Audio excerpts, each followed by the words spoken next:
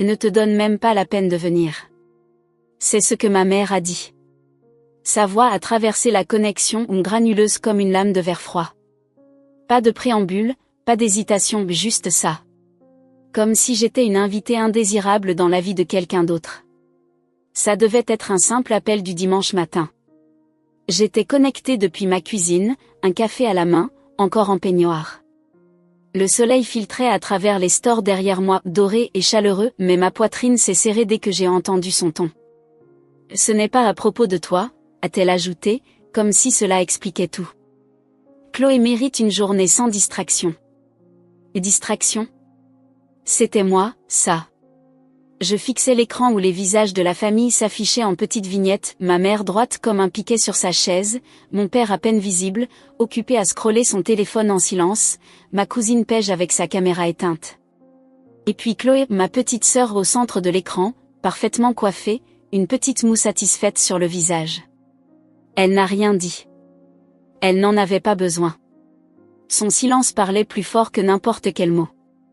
Je sentais la chaleur me monter au visage alors que je posais la tasse sur le comptoir. J'ai voulu parler, mais ma gorge s'est nouée. Tout ce que j'ai pu dire, lentement, posément. Après tout ce que j'ai fait, c'est comme ça que je la prends. Ma mère a soufflé, agacée. On ne va pas recommencer, Rachel. Chloé est diplômée. C'est une fête, pas ce que tu es en train de faire. Ce que je suis en train de faire ? Ce que je suis en train de faire, ai-je repris, c'est ce truc où j'ai payé les frais de scolarité de Chloé pendant 4 ans. Ce truc où je lui ai envoyé de l'argent pour ses livres, son logement, même un thérapeute, parce qu'elle ne voulait pas passer par les services du campus. Ce truc où vous souriez tous pendant que je payais, et maintenant, je suis une gêne. Personne ne m'a interrompu. Personne n'a protesté, pas même mon père. Ma tante Anne a cligné des yeux, puis a baissé la tête. Chloé souriait toujours. C'était un sourire que je connaissais trop bien. Celui qui dit « j'ai gagné ». C'est là que j'ai compris que ce n'était pas une erreur. Pas un coup de sang. C'était décidé. Approuvé. Coordonné, même. J'aurais pu demander pourquoi. J'aurais pu supplier pour une explication, un peu de pitié. Mais à la place, ma main s'est dirigée vers le clavier, calme, mécanique. J'ai ouvert l'appli bancaire que je n'avais pas consulté depuis la mise en place du paiement automatique des frais de Chloé, 3 ans plus tôt. Le tableau de bord s'est chargé lentement. Mes doigts ne tremblaient pas. Clic. Annulé. Confirmé. Terminé. Oh, ai-je dit, la voix égale. Si c'est ce que vous ressentez, alors vous ne verrez plus jamais un centime de moi. Ma mère a plissé les yeux, comme si je venais de parler une langue étrangère. Je suis sérieuse, ai-je ajouté. Carte de crédit. Frais de scolarité. Courses. Tout. Vous êtes des adultes. Il est temps d'agir comme tel. Et sans attendre de réponse, j'ai cliqué sur quitter la réunion. L'écran est devenu noir. 5 secondes plus tard, mon téléphone a vibré, un message de mon père. Ne fais rien de stupide. C'est ta sœur. Puis Chloé. Merci de faire encore une fois tout tourner autour de toi. J'ai retourné le téléphone sur le comptoir. Le café dans ma tasse était froid. Je l'ai vidé dans l'évier et je suis restée là, les mains agrippées à l'évier, respirant. Ma main ne tremblait plus. Pas cette fois. Je n'étais pas de la famille. J'étais un financement. J'aimerais pouvoir dire que cet appel Zoom a été le moment où tout s'est brisé. Mais la vérité, c'est que ce n'était pas une rupture, c'était une conclusion. L'effritement avait commencé des années plus tôt. Silencieux. Constant. Comme une fuite derrière un mur qui imbibe tout jusqu'à ce que le plâtre s'effondre. Tu ne vois rien venir, tu te réveilles un matin et tu réalises que tout ce que tu as construit pour eux est pourri jusqu'à l'os. Tout a commencé par un appel. J'avais 24 ans. À peine 1 an dans mon premier vrai boulot, un poste junior dans une start-up fintech, ravi d'avoir une assurance santé et une cuisine avec un lave-vaisselle qui fonctionne. Coucou, ma chérie, disait maman. Sa voix était sirupeuse. Elle ne prenait ce ton que lorsqu'elle voulait quelque chose. On est si fiers de toi. Vraiment. Oh, et on a reçu la facture de frais de scolarité de Chloé. Juste en attendant qu'on s'organise un peu, tu pourrais nous aider? J'ai dit oui. Bien sûr que j'ai dit oui.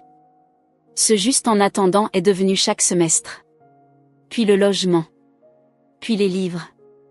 Puis les courses. Puis des week-ends de santé mentale à Miami. Chloé ne demandait jamais directement. Elle n'en avait pas besoin.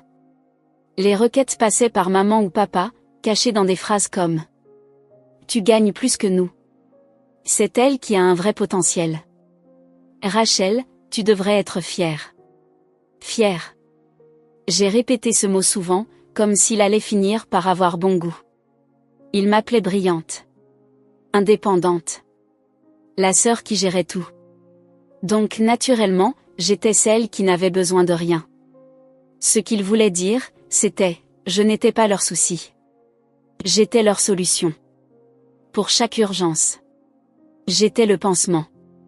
Quand Chloé a voulu quitter le campus parce que les dortoirs étaient déprimants, j'ai payé le premier et dernier mois de loyer. Quand son ordi a lâché, je l'ai remplacé. Quand son copain a accidenté sa voiture, j'ai payé la franchise. Et tout du long, je me disais que c'était de l'amour. Que peut-être, si je donnais assez, il finirait par me voir. Pas juste comme un portefeuille, mais comme de la famille. Mais ce n'est jamais arrivé. Il y avait des signes que j'ai ignorés. Des petites blessures que j'ai appelées des blagues. Comme à Noël, quand j'ai offert un MacBook Air à Chloé, et qu'elle a fait une grimace. J'avais demandé le Pro. Celui-là est un peu basique. Papa a ri. Peut-être l'année prochaine. Maman n'a rien dit. Ou le jour où elle a laissé son téléphone déverrouillé sur la table, et que j'ai aperçu un message à tante Janet. Rachel est une vraie contrôle fric. Elle croit être Jeff Bezos parce qu'elle signe les chèques. Mais bon, si elle est assez idiote pour continuer à payer, pourquoi se plaindre? Je l'ai lu 3 fois. Je me suis dit que ça ne voulait pas dire ce que ça voulait dire. J'étais douée pour réécrire leurs histoires. Mais la phrase que je n'ai pas pu réécrire est arrivée plus tard. C'était un jeudi soir pluvieux, proche de minuit. Je venais juste de me glisser dans mon lit quand mon téléphone a sonné. Mademoiselle Morgan, a dit l'homme au bout du fil, nous appelons pour vérifier une activité inhabituelle sur une carte se terminant par 728. J'ai cligné des yeux. Je n'utilise plus cette carte depuis longtemps. 4 transactions en 48 heures. Total, 3700 $. Cartier. Balenciaga. Foot Locker. Cette carte était pour les courses. Il y a des années. Une carte que j'avais donnée à ma mère temporairement. J'ai raccroché. Mon cœur n'a pas battu plus vite. Il s'est enfoncé. Cette nuit-là, je ne les ai pas appelés. Je n'ai pas pleuré. Je me suis assise à mon bureau, j'ai allumé une petite lampe, et j'ai ouvert mon ordinateur. J'ai vérifié chaque compte. Chaque carte oubliée. Chaque paiement automatique. 3 comptes étaient toujours actifs, tous à mon nom. Mon numéro de sécu. Mon crédit. Leurs dépenses. J'ai commencé un tableau Excel. Pas par vengeance, pour y voir clair. Pour avoir une preuve. Parce qu'au fond de moi, je savais déjà. Je n'avais jamais été une fille. J'avais été une ligne de crédit qu'ils pouvaient composer à tout moment. Je ne les ai pas appelés. J'ai nettoyé le chaos. J'ai passé les 2 jours suivants dans le silence, pas celui qu'on subit, mais celui qu'on construit, comme une barrière. Pour la première fois, j'ai traité ce qui s'était passé non comme une trahison à pleurer, mais comme une crise à résoudre. J'ai imprimé des relevés. Ouvert des fichiers. Changé des mots de passe que je n'avais pas touchés depuis des années. J'ai appelé les banques, une à une. Pouvez-vous confirmer qui a autorisé cette carte? Pas moi. C'est mon nom mais pas mes achats. Ils étaient polis. Efficaces. Certains m'ont demandé si je voulais porter plainte. J'ai dit non. Pas encore. Je n'étais pas prête à brûler le pont. Mais j'étais prête à le fermer. Une carte. Puis une autre. Et encore une. Toutes fermées. J'ai désactivé le budget course que j'avais mis en place. J'ai annulé les paiements automatiques pour les frais de scolarité. J'ai retiré Chloé de l'accès à mon compte Amazon. Chaque clic était comme décoller un sparadrap. Ça faisait moins mal que je ne l'imaginais. Il y a eu un moment à peu près à mi-parcours où j'ai fait une pause. L'appartement était calme. Mes mains flottaient au-dessus du clavier. J'ai levé les yeux vers l'étagère près de la fenêtre, où un petit cactus en pot était posé. Petit. Piquant. Résili. Je l'avais acheté dans une station-service, 3 mois plus tôt, à moitié en plaisantant. Maintenant, il me regardait comme un miroir. Je me suis levée, j'ai marché vers lui, et j'ai collé un post-it sur le pot. En lettres capitales, j'ai écrit. Limite.